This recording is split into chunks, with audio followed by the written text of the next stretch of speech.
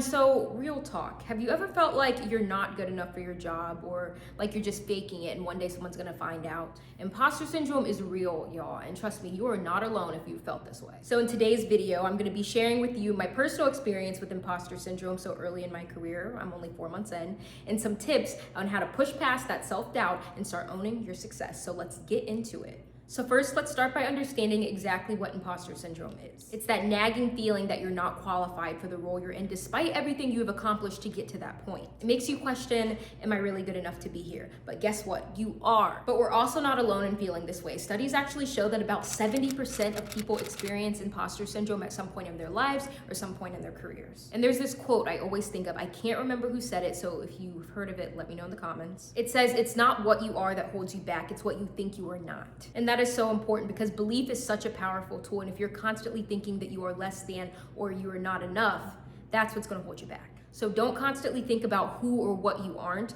but love and accept who and what you are and what you bring to the table. So back in the summer when I was applying for the job that I have now, I remember reading the job description and it clearly said 3+ years of experience preferred in the field. And I would be lying to you if I said that I was completely confident in my abilities when I was applying for a job that I had less experience than what was recommended on the application. So this is a case of imposter syndrome before I even got the job. So what did I think was gonna happen once I started working? Now, I'm the youngest person in my newsroom, I'm fresh out of school, this is my first full-time job, so of course I had every reason to doubt myself. I'm working alongside veteran journalists with 20+ years of experience in their careers, and then I'm on day one of mine. So I'd constantly compare myself to those more experienced journalists and question, can I ever be as good as they are? And don't let me fool you, I don't got it all figured out, but I'm learning that I cannot compare my day one to someone else's day 100.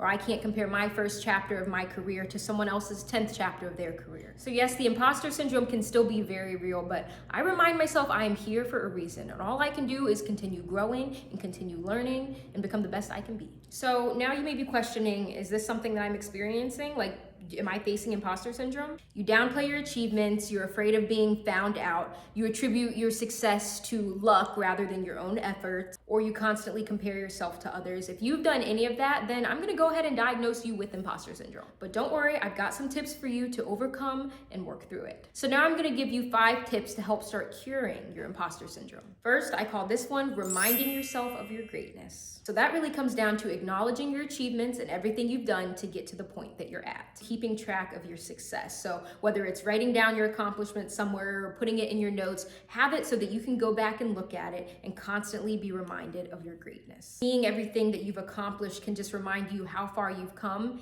and it also reminds you that you are where you're at for a reason. Just these last few months, I've had to do some check-ins with myself. I'm a first-generation college student. I now have 2 degrees, a bachelor's and a master's. I'm 23 years old. I'm on TV. I landed my first full-time reporting job in a top 55 market, telling myself I am here for a reason.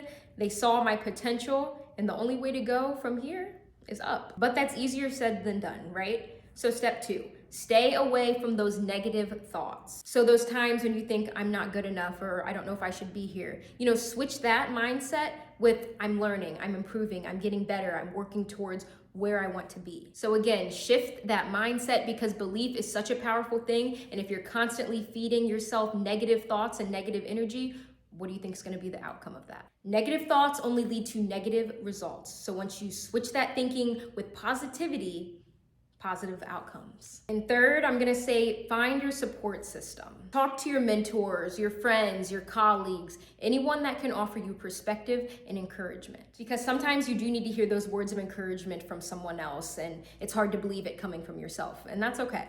Now, fourth, stop comparing yourself to others. Like I mentioned earlier, everyone's journey is different. Everyone is on different paths. Focus on your own personal growth and how you can get better, and remind yourself you were here for a reason. And in years from now, I can't wait to look back on the days when I was first starting my career and see my growth and appreciate how far I've come. And last but not least, I'm gonna tell you to be kind to yourself. Give yourself some grace. It's okay to make mistakes and learn from them. You learn from failing and you just grow from there. So I hope some of these tips helped y'all. We are gonna fight this imposter syndrome together. We've worked so hard to get to where we are, so now we just gotta start believing in ourselves. And I know that can be easier said than done, but we gotta start somewhere. So hopefully this video right here, right now, can be your starting point. So don't forget to like and subscribe. You can follow me on Instagram and also share this video with someone who may need to hear it today. So let's keep working to build that confidence, and I'll see y'all next week with another behind the scenes look into my reporter life.